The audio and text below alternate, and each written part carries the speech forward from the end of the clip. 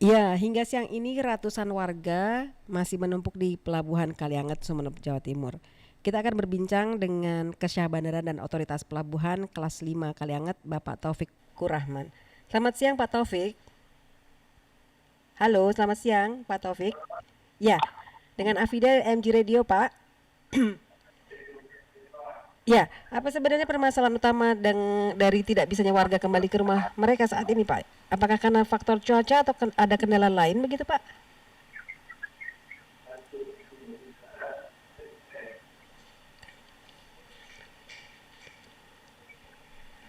Halo Pak Taufik, apakah bisa mendengar suara kami?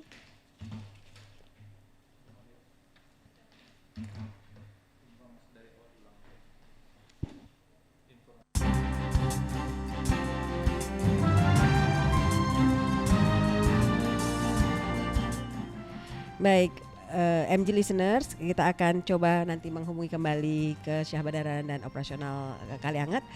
Ya, seperti diinformasikan tadi, kita tahu bahwa 2 kapal sudah dipersiapkan untuk mengangkut ratusan warga kepulauan yang terlantar di Pelabuhan Kalianget, Sumeneb, Jawa Timur. Pemberangkatan kapal menunggu kondisi cuaca membaik pasca cuaca ekstrim yang melanda perairan Sumeneb. Setelah 17 hari, seluruh pelayaran di Kabupaten Sumeneb, Jawa Timur ditutup. Otoritas setempat mulai menyiapkan 2 kapal untuk mengangkut ratusan warga kepulauan yang tertahan di pelabuhan. Rencananya kapal akan diberangkatkan Jumat pagi hari ini dengan tujuan Kangean dan Kepulauan Sapeken. Untuk mencegah penumpukan penumpang di kapal, pihak kepolisian meminta operator kapal memprioritaskan angkutan penumpang orang dan mengesampingkan angkutan barang. Ya, tadi juga koresponden MGN Khairul melaporkan pantauan bahwa saat ini kapal sedang dalam perbaikan dan direncanakan pukul 15 baru bisa diharapkan sudah bisa mengangkut penumpang yang menumpuk di pelabuhan.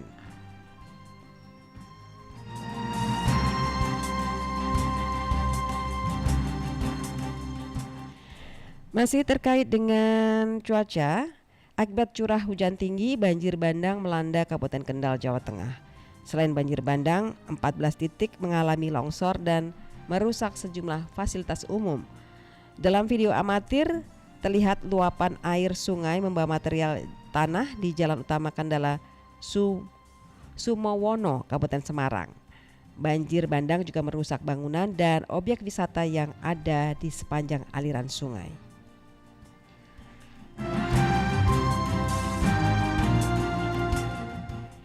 Hingga Kamis sore, material longsoran masih menutup jalan di 14 titik yang tersebar di 5 desa di Kecamatan Limbangan.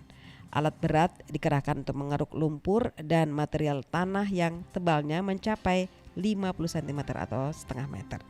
Tidak hanya menutup jalan dan merusak fasilitas umum, sebuah objek wisata di Desa Sriwulan yang baru dibangun juga ikut terdampak. Banjir bandang menerjang bangunan di wisata alam yang berada di dekat dengan aliran sungai. Material tanah dan batu serta kayu ikut terbawa hingga menutup dan merusak jumlah bangunan. Ya, MG listeners, kita akan kembali menginformasikan perkembangan penumpukan penumpang di Pelabuhan Kalianget dan kita akan berbincang dengan Kesyah Bandara dan Otoritas Pelabuhan kelas 5 Kalianget, Bapak Taufik Kurahman. Selamat siang Pak Taufik. Selamat siang, Mbak. Selamat siang, di sini Afida Pak dengan MG Radio Pak. Ya. Ya, jadi apa sebenarnya Pak permasalahan utama dengan tidak bisanya warga atau belum bisanya warga kembali ke rumah mereka? Apakah karena faktor cuaca atau ada kendala lain Pak?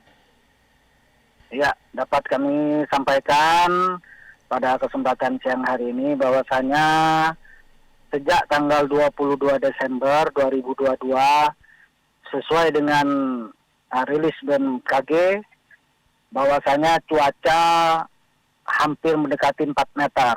Jadi dirasa tidak aman untuk pelayaran ke pulau-pulau di sekitar Pulau Madura. Demikian, Mbak. Oh, dari cuaca saat ini kondisinya masih belum bisa ya Pak, masih cukup tinggi gitu gelombangnya sehingga mereka, karena tadi koresponden juga menyampaikan masih banyak penumpang yang atau warga yang menumpuk di pelabuhan begitu. Ya, jadi alhamdulillah sesuai dengan update cuaca dari BMKG, pada saat sekarang sudah melandai cuacanya, Mbak. Jadi Oh, dirasa sudah aman untuk pelayaran. artinya siang ini sudah akan ada pelayaran untuk mengangkut ratusan warga yang menumpuk begitu Pak? Sudah, sudah. Jadi pada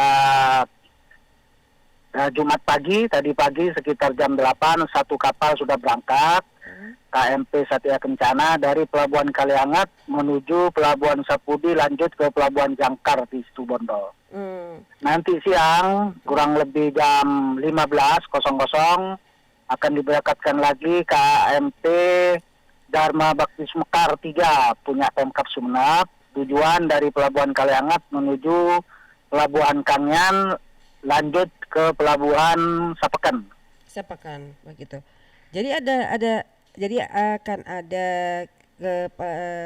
dari Kaliangat ke Kangean, ke Kaliangat ke Sapekan ya Pak ya? Sapeken. Sapekan. Betul, betul. Ada berarti ada dua kapal atau ada berapa banyak kapal yang disiapkan untuk mengangkut dari kepulauan yang tadi disebutkan Kangean dan Sapekan ke Kaliangat Pak?